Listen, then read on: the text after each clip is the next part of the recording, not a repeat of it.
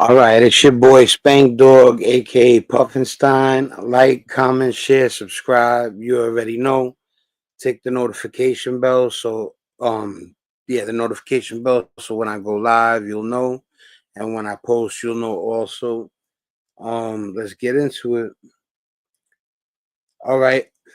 So this one, even though it involves the music industry and the entertainment business and everybody that's been being exposed allegedly, disclaimer for entertainment purposes only.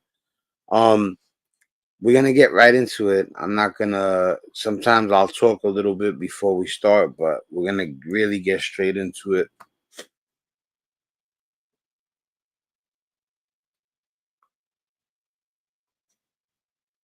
This one is about how money makes people go crazy. What's up Chola, how you doing?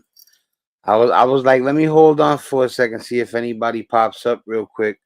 I'm gonna start doing the 30-second intro so that people got time to come in or whatever. How's everything with you?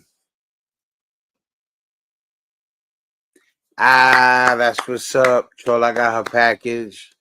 That's a beautiful thing. So this way you could enjoy the package and people know that, I keep it official if I say I'm gonna send out stuff.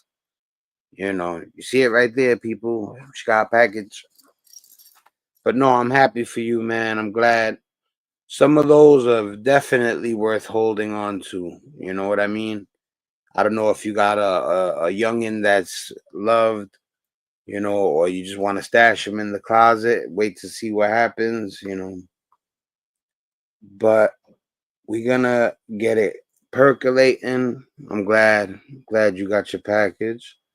So we're gonna start this off. This one's kind of important. Like I said, it says that I talk about how money will corrupt a person's mind and integrity. This will probably be one of the better lives I did in a while. I was contemplating recording it and then putting it up, but I wanted to interact with you guys while it plays. So let me get it started and y'all tell me what you think. It looks like Eddie Murphy couldn't stand by while all this stuff is going on and not say nothing. And that's me like shouting him out actually, because sometimes people don't know how to not worry and do what's right. You know what I'm saying? So big shout out to Urban Pulse. If you want to go check out their channel or subscribe, they're the person who provided the video we'll be watching today and reacting to. And let's get it started. Big shout to Urban Pulse. I want to let you know that there is a definitive blueprint that you can follow to achieve success, prosperity, longevity, and peace of mind. Listen to me. I love what he says coming up. Eddie Murphy says some real gangster stuff. This guy, I'm not too certain about. They say stuff about him that's not too savory, if you get my drift. Like, they say that Oprah and him do the thing that Diddy did with chewing up a worker and utilizing and using them for what they could provide and then spitting them out and tossing them to the curb when they want a raise or charge more or whatever, or want a contract. They do it for doing a union contract. Like, if a person succeeds and does well and you are flourishing off of them, why wouldn't you want them to prosper too? So they come and ask for a raise because you're making tons of money off of what they're helping you do, but you want to make billions and leave them making $30,000 a year. That's really messed up. I would love to work with Eddie. Eddie won't return my calls. So maybe one day we'll have a conversation. But Eddie, We know why Eddie ain't returning your calls, Tyler Perry. And not only that, Eddie Murphy, when he says the thing about all you got to do is do for your children and keep them as the number one priority and you'll make tons of good decisions, that's so gangster. I think Eddie got to a place in his life. It's like, look, I've done it all. I've seen it all. Peace out. If you put your children first before you make any decision, you never make a bad decision. That's brilliant. You never make one bad decision if you put them first. That's Eddie right. Murphy is finally calling out Tyler Perry and Oprah Winfrey for allegedly exploiting black actors for their own gain. When I see that they put every black man in the movies in a dress at some point in their career, I'll be connecting them down like, wow, these brothers got to wear a dress. Apparently, Now, just because you've seen that about from Chappelle before, that he said that all the black actors get put in a dress. Yeah, you've seen that before, but you didn't see what they're about to say coming up. You know, like I said, they get at Tyler Perry and Oprah for paying people bull crap money, and then if they try to go anywhere else or they tell them, nah, you know, that's not right. If they tell them that they're wrong or they're being selfish, they blacklist people. Now, not only anybody that does blacklisting is a bozo to the smallest degree, because you're stealing money from them. You're taking money out of children's mouths. For a billionaire to blacklist somebody who's trying to go from making 50,000 to maybe 100,000 a year, for to blacklist them, that's insane. That's only something a horrible person would do. You know, before I play it, let me check the comments real quick. All right, cool. Let me hit play. Perry's got some connections with none other than Diddy, who's already neck deep in some serious investigations. Tyler Perry told his male actors they're not allowed to consort with me because I saw you at a Diddy party, Tyler. Surprise, surprise. You know, what I was going to say, I'll talk to you, Jaguar, right? What I was going to say, she'd be like, nobody want to mess with me. Yeah, because you're telling the truth. People don't like the truth. And that's a fact. That's the truth. But it's not just Tyler Perry. Oprah Winfrey seems to be a pro at blacklisting black celebrities. Not just blacklisting them, lowballing them. And if they don't want to take what she offers, then she not only fires them, she tells everybody else not to hire them. Same thing with Tyler Perry. Allegedly. Been excluded. I've been excluded on Oprah. You know, Hey, look at that. That's Ice Cube right out just saying it. On Oprah. On Oprah, yeah, I've been excluded. Yeah. Why you seem So so what shocked? exactly is going on? In a recent discussion about black representation in Hollywood, Eddie Murphy pointed out a major issue: the lack of unity among black professionals in the industry. With movements like Black Lives Matter bringing more attention to the challenges facing black lives, there's a growing call for economic empowerment within the black community. Supporting black-owned businesses is key to this empowerment, a view shared by Murphy and explored in Dr. Clark Anderson's Power Dynamics. I want to let you know that there is a definitive blueprint that you can follow to achieve success, prosperity, longevity, and peace of mind. However, this push for unity is complicated by the long-standing feud between Murphy and filmmaker Spike Lee. Back in the early 80s, Lee criticized Murphy and others for not using their influence to create more opportunities for black people in Hollywood. He's absolutely right, Spike Lee. Eddie Murphy shouldn't have got mad. These rich people, all of them, the people that have too much money, the people that you got $1 billion and you don't even know what to do with it. Look, man, you know, when I was in the streets, you know what I'm saying? This is real stuff. I try to tell y'all guys, I don't really like to really utilize my street resume to make people, you know, I don't want to try to fascinate nobody, have anybody follow me, none of that stuff because of my street resume. So I don't really let people know that it was like that, you know what I'm saying? But you know, when I was out there, I had a run where I was making a lot of money. You know what I'm saying? And this was a long time ago. You know what I'm saying? But it got to the point where I felt like there wasn't anything else I could purchase material wise. So if I wasn't making nowhere, nothing like that. I'm talking about, for me, great was, if I was making 100,000 in a year, I was crushing it. These people make $10 million a year. And for Oprah to want to lowball an actor means that she's not content with the billions. She wants more. Hollywood. Murphy defended himself, saying he saw his role primarily as an entertainer, not a political activist. Their different approaches to tackling racism in Hollywood were evident during the filming of Lee's Do the Right Thing. Murphy visited the set, but kept a distance. Despite their public disagreements, the two eventually had a deeper conversation about their views. Lee encouraged Murphy to see the power he had in the industry and how it could be used to drive significant change. Murphy's thoughts on the lack of unity among Black people in Hollywood highlight a problem rooted in historical oppression. He believes this disunity stems from a legacy of division enforced by external forces. Efforts to create alliances, like the Good people with common sense that are logical, we do need to unite, so that people that would get money and wouldn't share not even a dollar, even if they've got hundreds of millions of dollars extra, they still won't part with a buck. Who was the guy? There was a guy that used to be on TV that he would be super cheap and he was rich, and he was known for like tipping like a quarter, even though he was a billionaire or something like that. Oh, they portray the guy in Caddyshack, the guy the old man in Caddyshack that got beef with Rodney Dangerfield.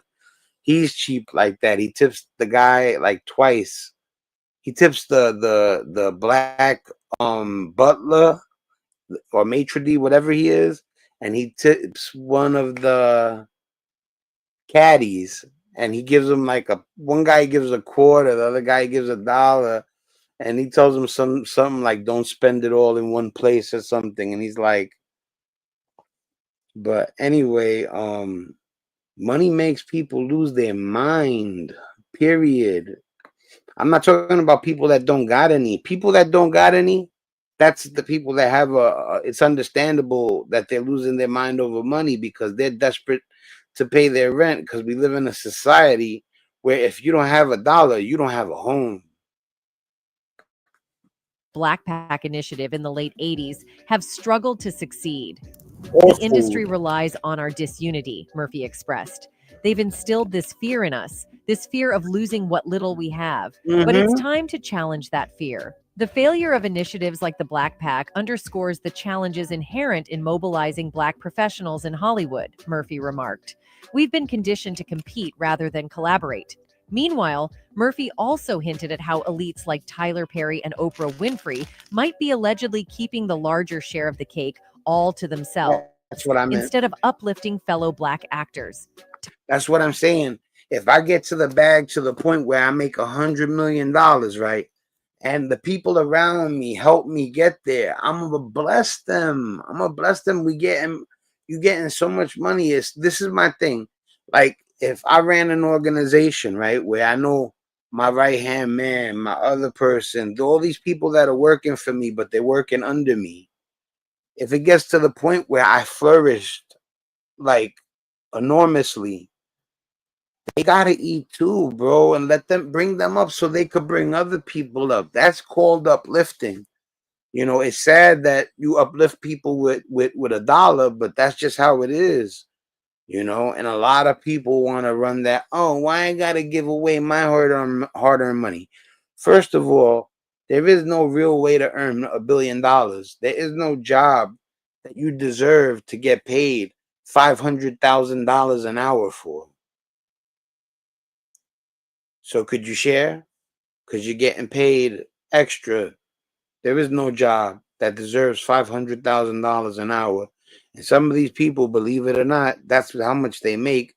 Like at one time I heard them say Bill Gates, if you talk to him, you'd be wasting his time, and for every second you took of his, he'd be losing like $10,000 or something like that. If you think in those terms, but only, like I said, only a bozo would think in those terms. If I'm a billionaire, I'm not thinking about spending seconds with you as making me lose money. I'm not even thinking about making any more money. I'm sitting on 50 billion. Tyler Perry made a big name for himself, breaking out in Atlanta's theater scene and hitting it big with his Medea movies. But his rise hasn't been without drama. There's even talk that his ego got so big, he ended up clashing with major players, including Oprah. In Hollywood's cutthroat world, getting ahead sometimes means bending the rules. And Perry seems to know all about that. When I'm hearing all this noise, man, it's Oh, yo, crazy what up? because there were no black people on television before What up, diversity what up, became a GI? thing.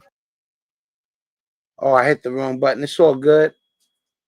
Let me bring that back. Yo, what up, GI City? When Diddy got I just arrested by the noticed it. Department of Homeland Security after a flood, I just noticed it. Hold on one second. Declaring that he would now write. Let me check the comments. My man just rolled up. Yo, GI City, you still there?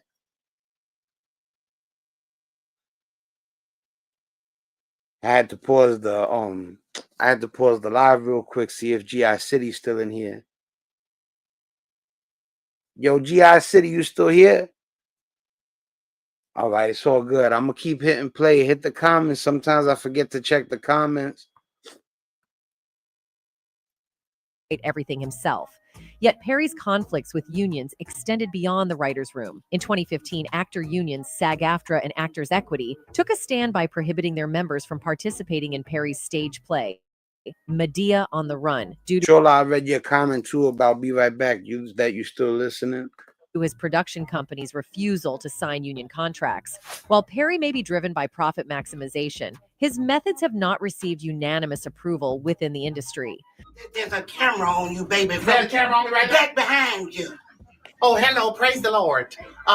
We'd like to tell everybody in Dallas that we are on our way. Thank you. Following the success of House of Pain and Meet the Browns, African-American journalist and cultural critic Jamila Lemieux penned an open letter to Tyler Perry, published by NPR. In her letter, Lemieux conveyed her discomfort with Perry's utilization of stereotypes in his work.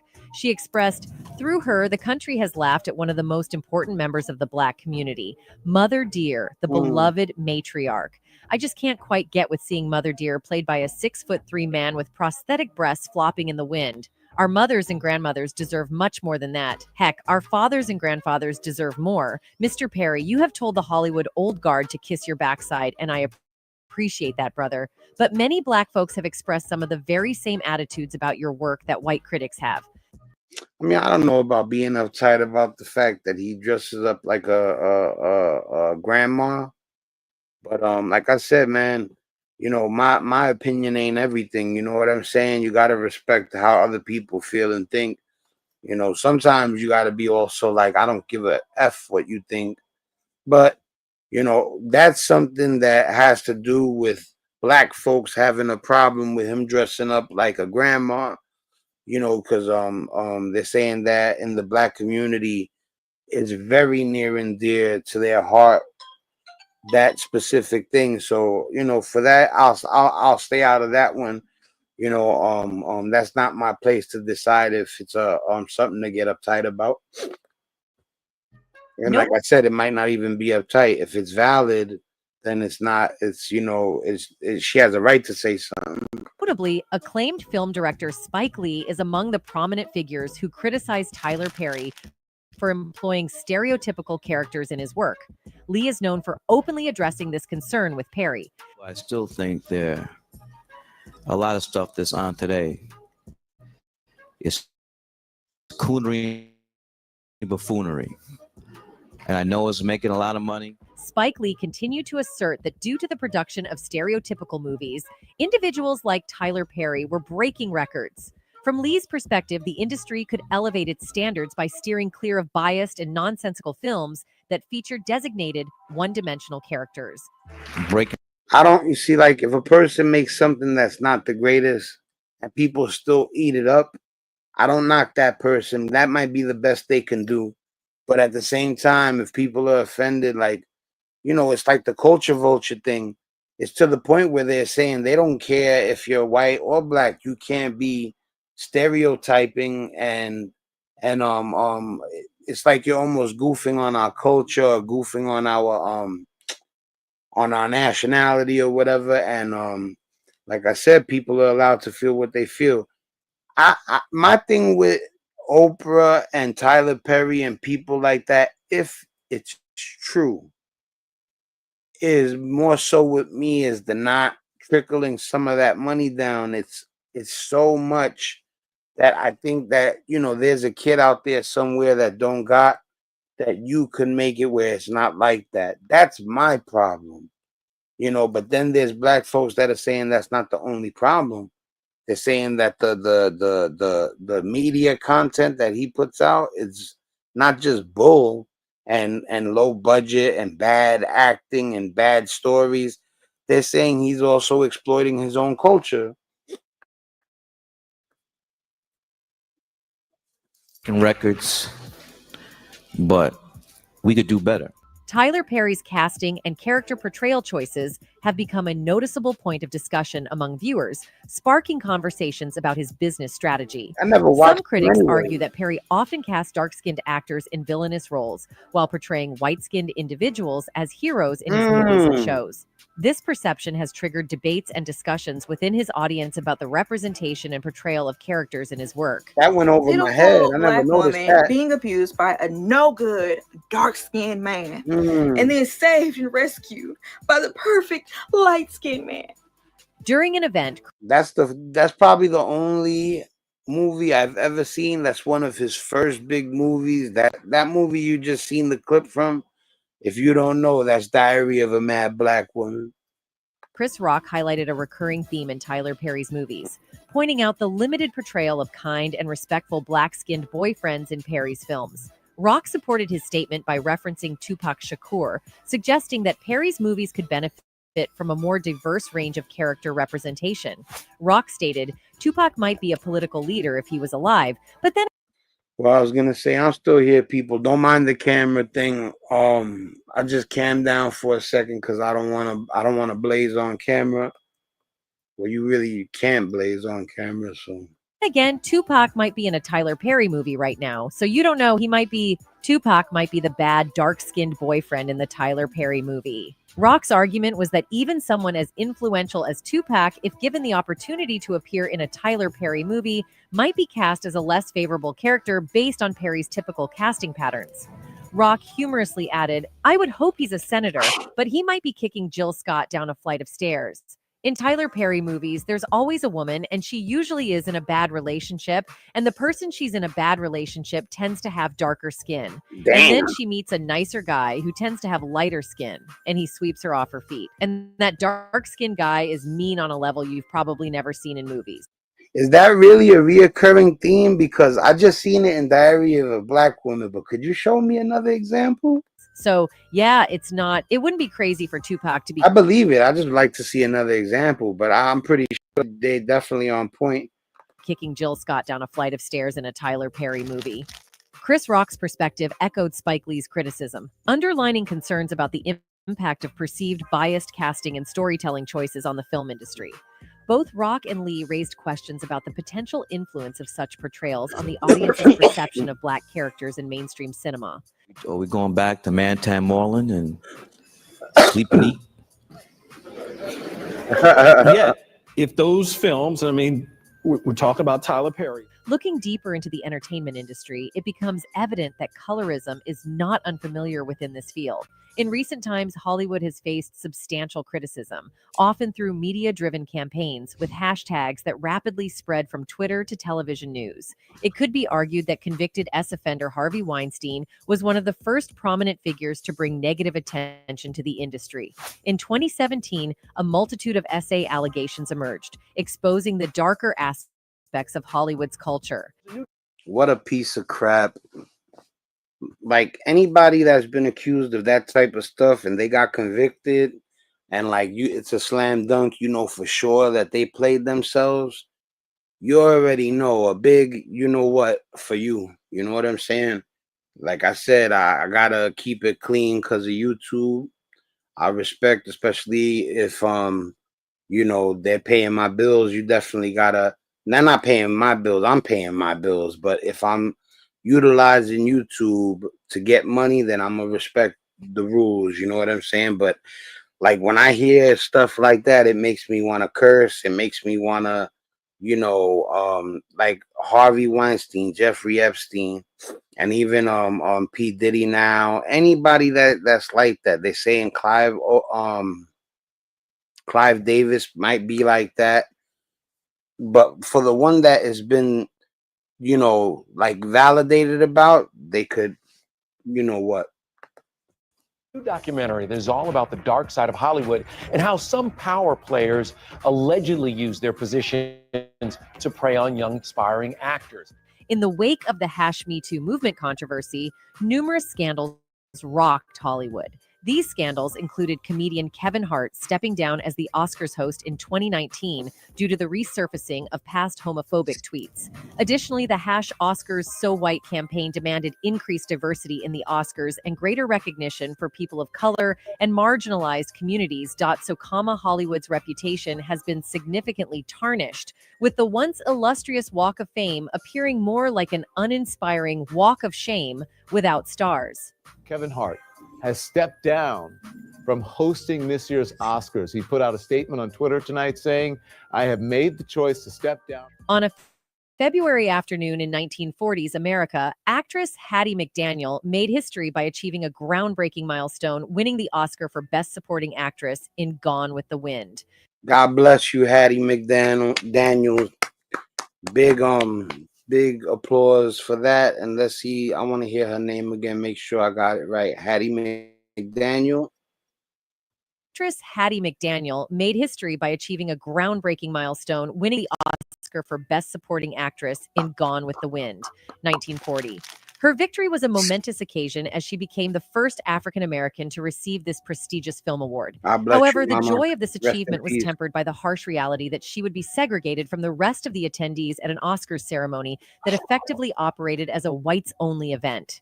Rather than being a joyous celebration, this historic event was marred by the segregation practices prevalent at the time,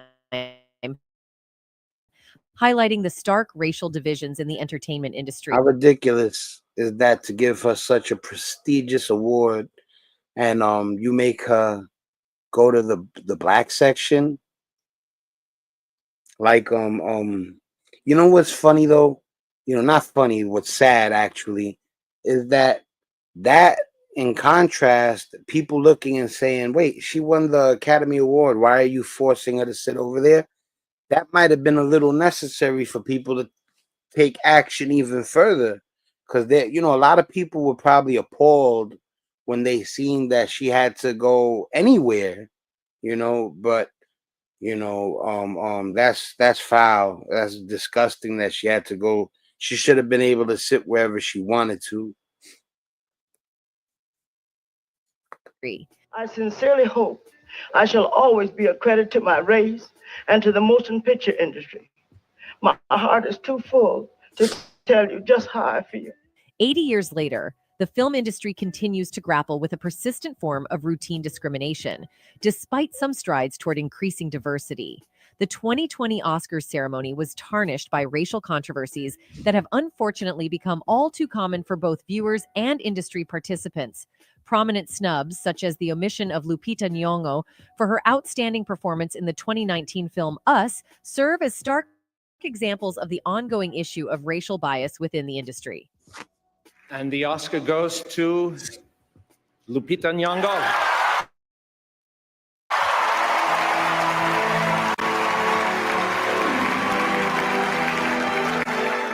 The issue of racial bias in the film industry persists, with movies and I mean, I could understand a certain award show, maybe like a black person not winning the award one year, and because you got to remember too, it's very little high caliber awards.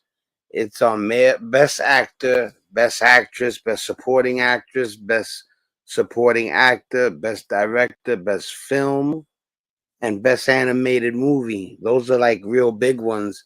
But then there's cinematography and stuff, but those aren't the celebrities, so there's only like 5, 6, 7 categories to win.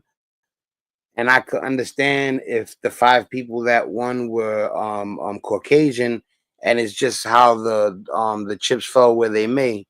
But after a certain amount of times, it's become suspect. shows, including those by Tyler Perry, serving as prominent examples. It's increasingly evident, as seen in Perry's films, that black-skinned actors are often cast as villains. A notable instance is Steve Harris, who portrayed Charles McCarter in one of Tyler Perry's classic movies. I like him. He's in a popular TV show right now. Is it The Shy? I think it's BMF.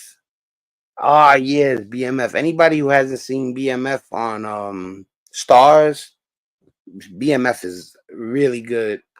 Movies, Diary of a Mad Black Woman. He's the Despite being a bad guy. successful lawyer, Charles reveals the existence of another woman in his life to his wife, Helen, I and told you it proceeds was to treat Diary her of a disrespectfully, Mad Woman. ultimately ejecting her from their home. But Dave also said that the public's perception of Hollywood is at odds with reality and that it is filled with lovable people like Tyler. Dave supposedly remarked that once you see their genuine faces, you won't be able to stand them since they are too diabolical to bear. He said, "It's the same monster that these Me Too bees was trying to tell you about, but they hate the monster for how it and I hate that monster for how it eats. But my God, man, it's the same monster." And it turns out that Dave is the only one who can keep up with his words without fearing anyone. Even though Kevin told everybody that he will refuse to wear such dresses because he has boundaries, he showed up in SNL during his debut and shocked everybody, including Chappelle. I'm doing what it is that I've really dreamt of doing, which is becoming a global brand and what I love to do and tell jokes. So I'm happy. Hart commented that he thought it was humorous and that no one had informed him that he was forced to do anything. But is it really that straightforward? It took Chappelle 8 years to make his comedic comeback, during which time he was surrounded by a world that made him feel very uneasy. Oprah Winfrey was the subject. Chappelle is my guy. Like, if you don't think Chappelle is the funniest man in the world, you know, me and you definitely don't see eye to eye. You know what I'm saying? With as far as comedians go, you know, Chappelle is just different. And he was talking, like, not just doing jokes, he was also making great points while he was making the jokes. What about the joke that Chappelle tells where he goes that the two cops get to the house that's been burglarized, and the guy he goes, "Hey Johnson, look, this N-word broke into a house and hung up pictures of himself all over the place." Yo, Chappelle is the best. Subject of his first public interview when he returned home, and he used the opportunity to talk about the experience that forced him to go against the grain of what Hollywood was attempting to become, but clearly did not want to be. In addition to this, he discussed his personal encounter with the dress and how he came to the conclusion that Hollywood and possibly even the Illuminati were attempting to demean and degrade black men. No, I'm not wearing no dress, man. I'm funnier than a dress. Just give me something funny to say. I don't need to wear no dress to be funny. What's more, Dave Chappelle posed an intriguing question. He's the first Cat Williams. Y'all got to give it up to him too. Like, it's not even about me wanting him to be on a higher level than Cat Williams. I'm happy with what Cat did. You know, like, it don't matter who, but you just being honest. Chappelle was the one that turned down that $50 million for a third season of Chappelle Show and went to Africa. They were calling him crazy and everything. He was like, nah. He was like, they was trying to put me in a dress and it didn't feel right. He questioned why so many accomplished black male entertainers have chosen to embrace cross-dressing at some point in their careers. One notable example is Martin Lawrence, who gained recognition for his lead role in the Big Mama's House series. Likewise, Eddie Murphy incorporated a female character into his repertoire of roles in the Nutty Professor film series. This happened to me. I'm doing a movie with Martin. Yeah. The movie's going good. So I walk in the trailer. I'm like, man, this must be the wrong trailer because there's a dress in here. Jamie Foxx made a lasting impression with his unforgettable Ugly Wanda character on In Living Color, while Marlon and Shawn Wayans. See, it is a trend. You know, at first I thought people were bugging out or like it was just something that was happening, that it was a coincidence, you know. But then, like, you know, I know from being the age I am how people could be. After a while, you start to say, like, nah, that's not a fluke, you know. And now that I'm older, I see exactly what they're talking about. You know, I mean, every big time actor, you know, and then like Wanda when Jamie Foxx played her, now he's wrapped up in the they're saying that something happened with him and the Diddy thing. Delved into gender reversal for their roles in White Chicks. Furthermore, the less successful Juwanna Mann movie from a few years ago is a chapter that some may prefer to leave in the past. Ooh, that girl get around.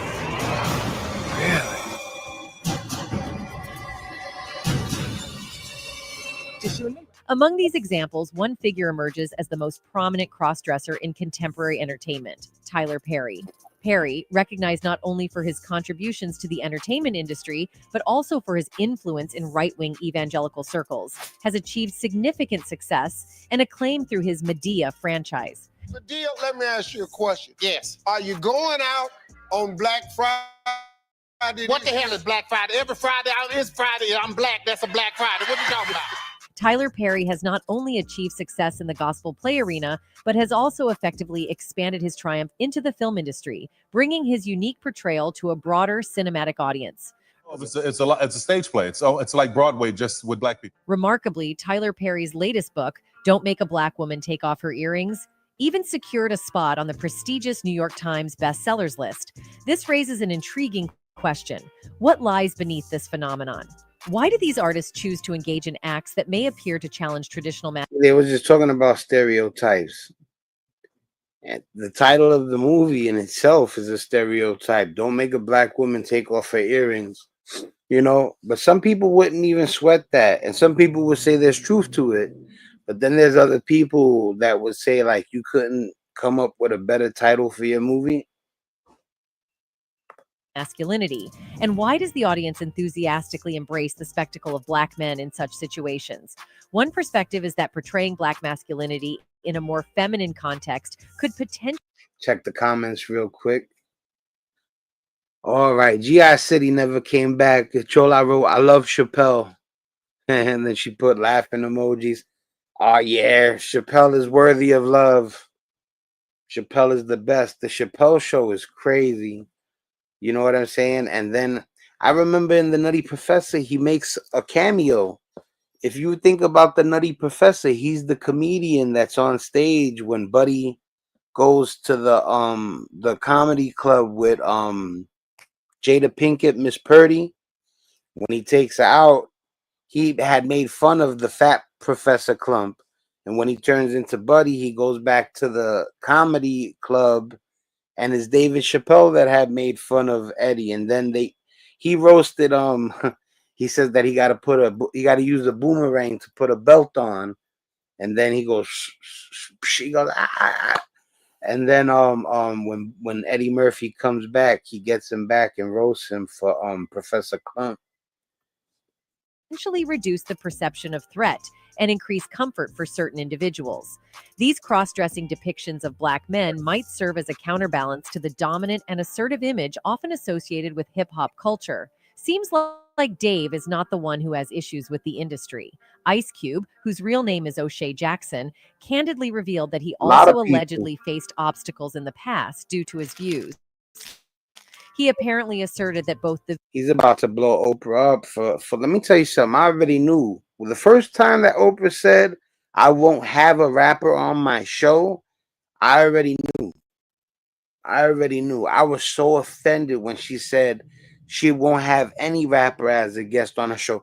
Then went back on her word and had Ludacris on. And then she had Jay-Z on too. So what happened, Mrs. I'm not gonna ever have a rapper on? You folded, right? You had to, right? And then now listen to what Ice Cube says. The View and Oprah's shows declined to have him as a guest during the promotional period of his successful film Barbershop. And while producing the show, Black, White. What platforms have banned you? I've been I tried to go on The View. They didn't have me on The View. Why? Well, a few of the guests just really didn't like where I was coming from. Interesting He noted that the entire cast of each of those shows was invited to Oprah's show on 2 separate occasions, but he personally was not extended an invitation. This experience led him to believe that his views might have played a role in being excluded from certain forums and opportunities in the entertainment industry. Ice Cube meant that he is apparently not welcome on Oprah Winfrey's platform anymore. According to the West Coast icon, he was not even seen in any of her new interviews. He said, "I tried to go on The View. They didn't have me on The View. A few of the hosts just really didn't like where I was coming from. That's what I was told by the producers. I don't know if it was the producers who were just copping out and using some of the hosts to have me not explain myself. I've been there before. It's just when I've become an independent thinker. I don't follow their brand of politics, I guess." For many years, Ice Cube has been vocal about his issues with the legendary talk show host. Back in 2006, he openly spoke about the matter to FHM magazine, addressing the situation with the cast of Barbershop. He said, "For Barbershop, she had Cedric the Entertainer and Yvonne, but I wasn't invited. She's had damn R child essayers and lying authors on her show. And if I'm Wow. not a rags to rich..." Wow. You heard that? You heard that? Wow. You know, you can't say certain things on YouTube, but you already know what he means. She said, and then he goes, "If I'm not a rags to riches story." Story for her, who is. In addition to Ice Cube, other rappers like Ludacris and 50 Cent Told have you also about called out Ludacris. Oprah Winfrey in the past, accusing her of being anti-hip. She tried to scold him on the show. I know about rap. I remember when she finally folded and let Ludacris on the show with the cast of that movie Crash. Remember the movie Crash with Sandra Bullock, Lorenz Tate, Ludacris, there's a lot of acts, Brendan Fraser. So she brought the cast on. I guess she had no choice but to bring him. Maybe they did some, "We're not going on if you don't let Luda come with us." And that was the first time she folded. And she tried to scold that grown man on that episode. She got some nerve. You won't pay Taraji P. Henson what she's worth. You're a thief in a sense. And you're talking to a guy who made it out the streets to flourish and not have to deal with certain negatives he had to deal with back then. And you've become negative. He's become positive. And you're scolding him nationally on a show. He's the first rapper you have on your show, really, and you had to scold him. I remember that vividly. Pop. In his book, Hustle Harder, Hustle Smarter, 50 Cent also revealed that Gayle King once confronted him over the negative made about Winfrey over the years. Cent wrote, Yeah, and Richard Pryor, big shout out to Richard Pryor too. You're right, Chola. He's the pie. He's like probably the since pioneer. deleted Instagram post, "Gayle is the real deal, a very sophisticated, secure, and smart lady. She's never afraid of a situation. So she marched right up to me and basically said, 'Why you talking S about my girl?'"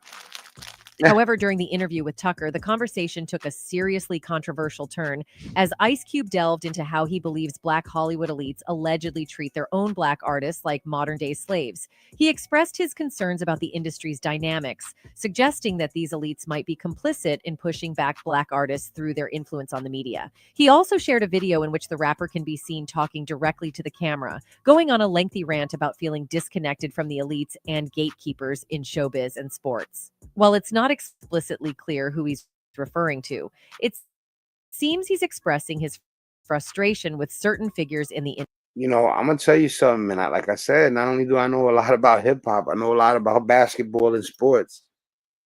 You know, Ice Cube brought out the Big Three League, and he was he was hiring ex NBA players, which is nothing wrong with that, especially in my opinion. But what happened is when he took on the NBA as like putting himself to be the NBA's competition, you know, like it was like,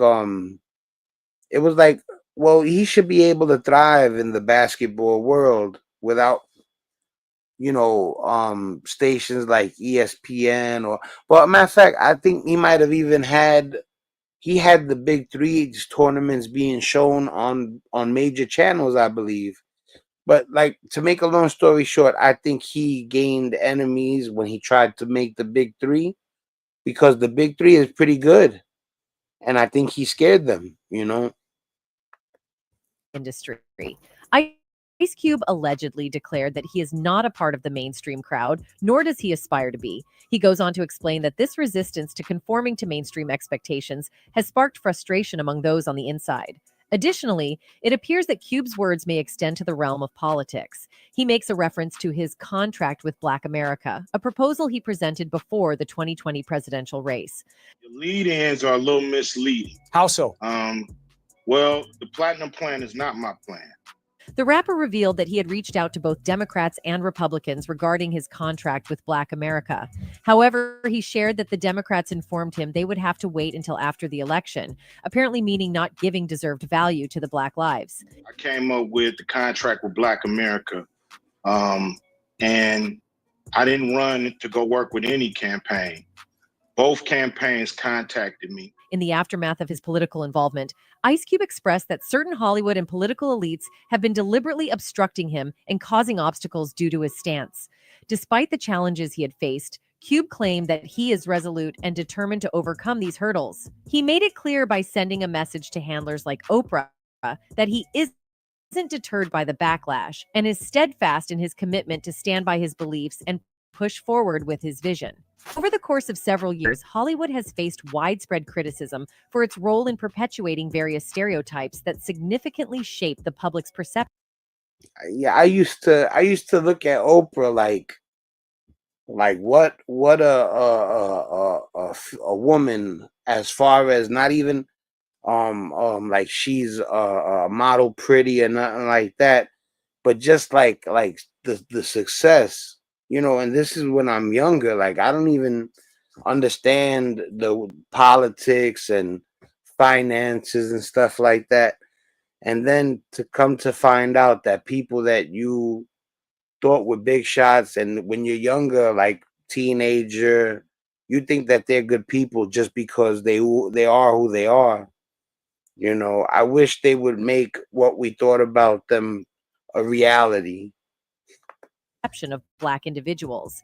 This period saw the emergence of a debate suggesting that limited opportunities within the entertainment industry often forced Black artists to accept stereotypical roles as a means of sustaining their careers and livelihoods. Weak person cannot get to sit here and talk to you. While the entertainment industry has not yet achieved full racial equality, contemporary performers do possess a certain degree of agency over their choices. What remains intriguing in the context of these modern figures is their apparent willingness to take on cross-dressing roles, with Kevin Hart's name being particularly notable in this regard. Big shout to Cat Williams too, for not dressing up like how Kevin Hart is dressed up right now on the screen. They can never get me to put on a dress, man. I don't even want to start. Like, oh man, like I'd be so cool for the and I don't want you guys to think that this ain't me, you know what I'm saying? But this is just like super clean me. You know, this is the YouTube behave me. But you know what I think about him wearing the dress? I can't tell you because YouTube will get mad at me. Yo, yeah, no dresses, man. Come on, son. That's like them telling you they can't complete the movie unless you kiss a guy, man. Go ahead with that shit. Conventionate is lifting her arms into her signature muscle man pose. Many individuals have expressed their opposition to witnessing more instances of Black men in dresses, arguing that this phenomenon has reached its saturation point. They contend that our society is already influenced by numerous factors that may undermine the perception of Black men's masculinity, and there's no need to further contribute to these forces in any way. It is indeed disheartening that we are opposed to witnessing further instances of Black men in dresses. Its limit, and our society already grapples with numerous factors that can undermine the perception of Black men's masculinity. Over an extended period, Hollywood played a leading role in perpetuating a variety of regrettable stereotypes that ultimately influenced the perception of Black individuals for a They didn't show Tracy Morgan in a dress, but I'm pretty sure he has dressed up like a woman in a movie before. significant portion of the population. During this period, a debate emerged, suggesting that due to the limited opportunities in the entertainment industry, Black artists often felt compelled to take on stereotypical roles as a means of sustaining their livelihoods. Anyway, that's it for this video, folks. Bye. Big shout out to Urban Pulse. That's where you could subscribe if you like the video. And it's time to hit the stop button. Yeah, man. Go ahead with all that. Yeah, Cat blew it up.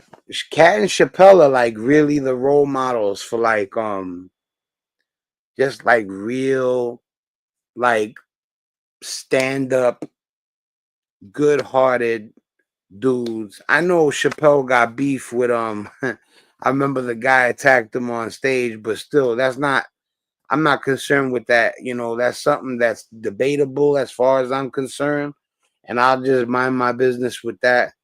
You know, I know that he was making certain jokes, but you know, Chappelle is the man. You know, let's say even it was a mistake. People make mistakes.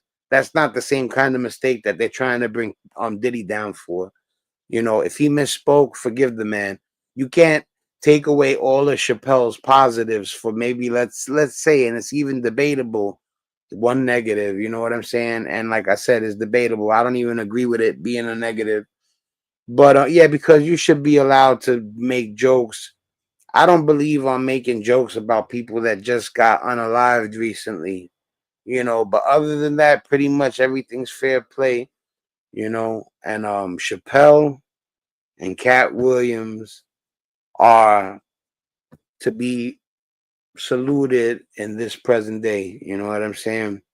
What I was gonna say, yo, Chola, God bless you and your family. Everybody that watches this, God bless you and yours too, man. I'm out of here. One.